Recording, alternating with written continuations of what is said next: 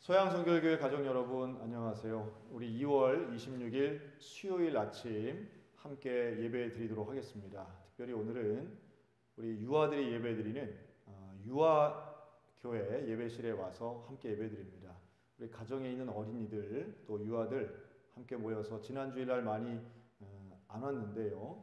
우리 예배실을 기억하게 하고 또 함께 예배드리는 시간이 되었으면 좋겠습니다. 우리 다 같이 사도신경으로 우리의 신앙을 고백하겠습니다.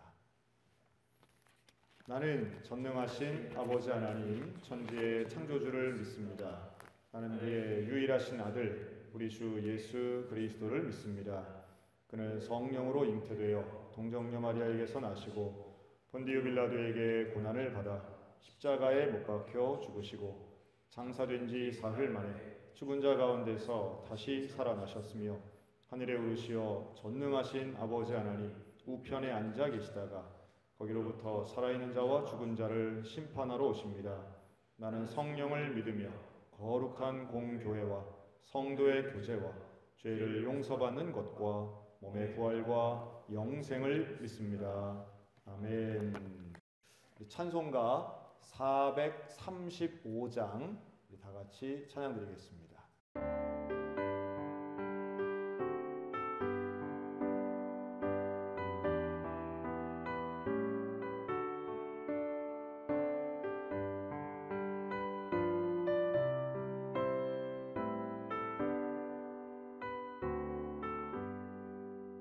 나의 영원하신 기업 생명보다 귀하다. 나의 갈 길 다가도록 나와 동행하소서. 주께로 가까이 주께로 가오니 나의 갈 길 다가도록 나와 동행하소서. 세상 복 위하니라 모든 명예 버리고 험한 길을 가는 동안 나와 동행하소서. 주께로 가까이 주께로 가오니 나의 갈 길 다가도록 나와 동행하소서.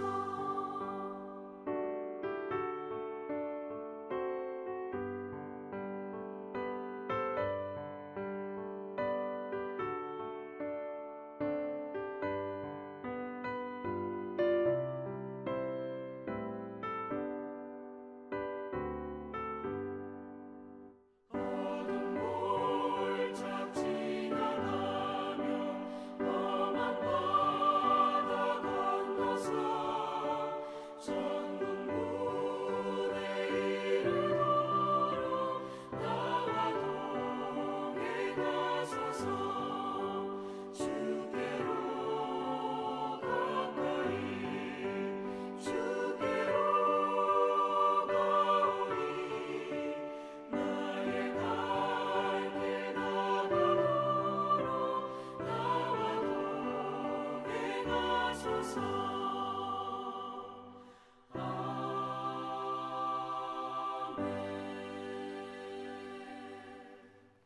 오늘 말씀은 고린도후서 1장입니다.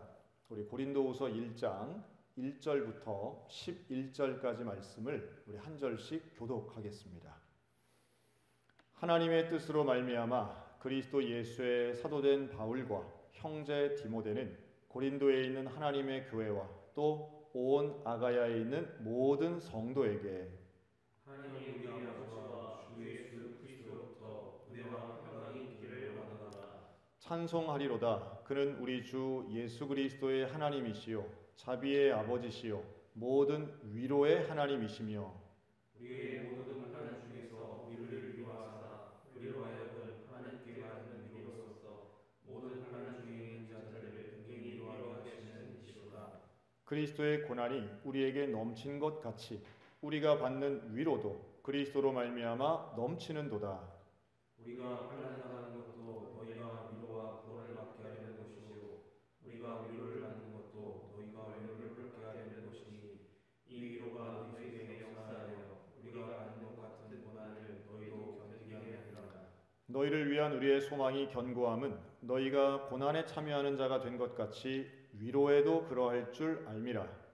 형제들아 우리가 아시아에서 당한 환난을 너희가 모르기를 원하지 아니하노니 힘에 겹도록 심한 고난을 당하여 살 수만까지 끊어지고 우리는 우리 자신이 사형 선고를 받은 줄 알았으니 이는 우리로 자기를 의지하지 말고 오직 죽은 자를 다시 살리시는 하나님만 의지하게 하심이라. 그가 이같이 큰 사망에서 우리를 건지시고 또 건지실 것이며 이후에도 건지시기를 그에게 바란다. 우리 다 같이 읽습니다. 너희도 우리를 위하여 간구함으로 도우라. 이는 우리가 많은 사람의 기도로 얻은 은사로 말미암아 사람이 우리를 위하여 감사하게 하려 함이라. 아멘. 고난과 위로라는 제목으로 함께 말씀을 나눕니다. 고린도 교회를 향한 사도 바울의 가르침은 명확하죠. 교인들이 서로 하나 되기를 원하고 또한 서로 간의 갈등이나 미움이 없기를 원했습니다. 그런데 당시의 초대교회는 많은 어려움이 있었고 그 고난과 환난 가운데 가장 큰 피해자 중에 한 명은 바로 사도 바울이었습니다.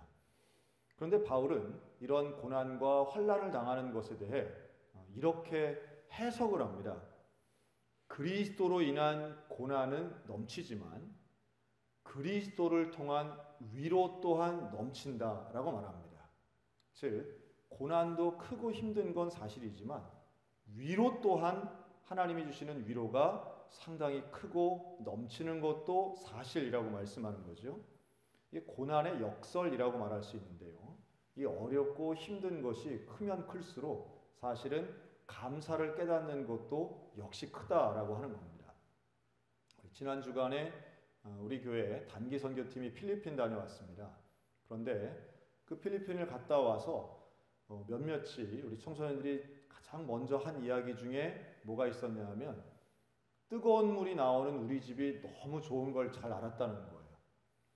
어렵고 또 불편하고 힘든 환경에 가보면 내가 지금까지 아무렇지도 않게 누리고 가졌던 게 이게 참 그냥 있는 게 아니라 고마운 거구나, 참 귀한 거구나, 내가 좋은 걸 누리고 있었구나라는 걸 새삼스럽게 깨닫는다는 겁니다.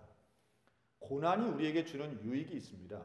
그러한 유익은 내가 정말 다 내 능력으로 나 때문에 가졌던 것이 아니라 고난을 통해서 내 가치, 내가 지금 누리고 있는 것에 대한 새로운 감사를 깨닫게 된다라고 하는 거죠.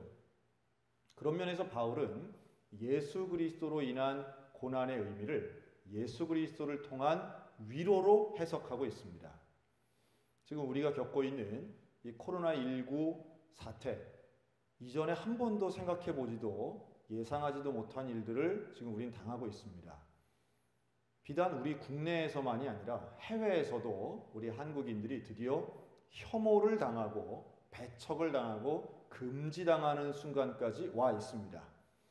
이럴수록 우리는 사실은 이 어려움에 대해 원망이나 불평으로 이것을 다른 방향으로 갈 것이 아니라 이 고난을 통해서 하나님이 우리에게 주시는 위로도 경험하는 시간이 되었으면 좋겠다는 말씀을 드립니다. 참 어렵죠.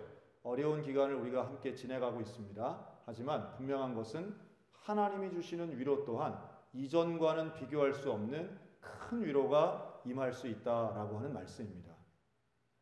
오로지 사람을 의지하지 말고 오직 다시 살리시는 하나님만 의지해야 되는 것이죠. 환난의 이유, 고난의 이유에 대해 6절은 이렇게 말씀합니다. 위로와 구원을 받게 하시기 위해서 이러한 환난을 주셨다라고 말씀합니다. 우리는 이러한 고난에 여러 가지 원인들도 많이 찾을 수 있겠으나 우리는 결국 이러한 고난의 기간을 하나님을 만나는 기회로 삼아야 할 것입니다. 특별히 오늘은 재의 수요일이라고 해서 사순절이 시작되는 날입니다. 사순절은 예수 그리스도의 부활을 바라보며 그 고난에 참여하는 40일간의 기간입니다. 그 어느 때보다도 힘든 고난의 기간을 지내고 있는 우리에게 이 고난이 그리스도를 통한 새로운 위로의 기간이 되었으면 좋겠습니다. 그리고 그 예수님과 동행하는 우리 모든 소양의 믿음의 가족들에게 하나님의 크신 위로, 부활하신 예수 그리스도의 강력하고 확실한 믿음의 말씀이 위로와 격려가 되시기를 주님의 이름으로 축원합니다. 기도하겠습니다.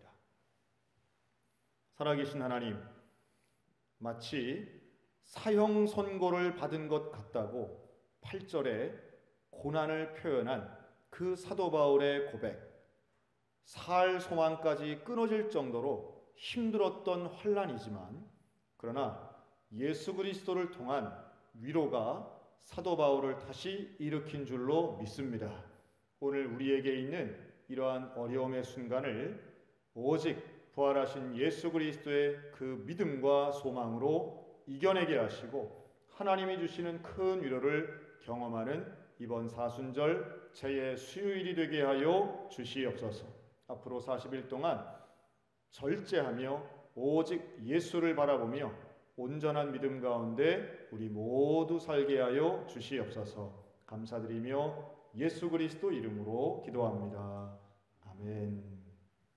우리 주기도문으로 예배를 마치겠습니다. 하늘에 계신 우리 아버지, 아버지의 이름을 거룩하게 하시며 아버지의 나라가 오게 하시며 아버지의 뜻이 하늘에서와 같이 땅에서도 이루어지게 하소서. 오늘 우리에게 일용할 양식을 주시고 우리가 우리에게 잘못한 사람을 용서하여 준 것 같이 우리 죄를 용서하여 주시고 우리를 시험에 빠지지 않게 하시고 악에서 구하소서. 나라와 권능과 영광이 영원히 아버지의 것입니다. 아멘.